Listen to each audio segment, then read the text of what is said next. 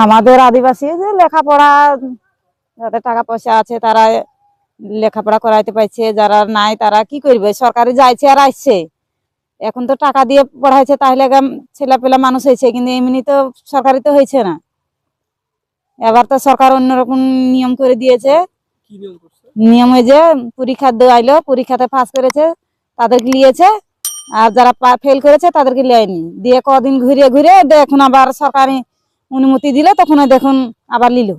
আদিবাসীর সমস্যা হলো আমরা যেন ভালোভাবে থাকতে পারি, দেশের বিশৃঙ্খলা যেন না হয়, সুখে শান্তিতে বসবাস করতে পারি।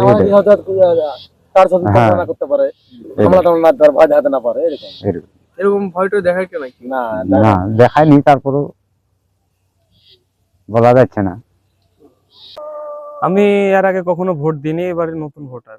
আমাদের দেশে যেই সরকার আসুক, হোক বিএনপি হোক, জামাতি হোক, এনসিপি হোক, যেই হোক, আমাদের দেশটা সুন্দরভাবে পরিচালনা হবে।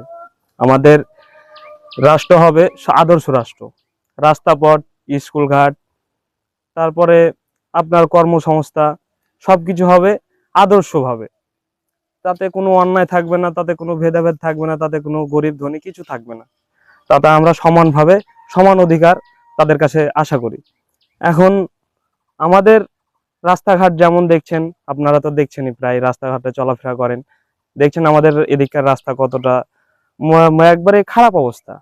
আমাদের এলাকা যেন ভালো থাকে এবং রাস্তাঘাটগুলো যেন হয়, এবং ধরেন যে আমরা যে সার, এই যে পানি সেচের এগুলো যে সমস্যা হয়, এগুলো যেন আমরা সমাধান করি। যেমন সারের দাম এখন বেশি।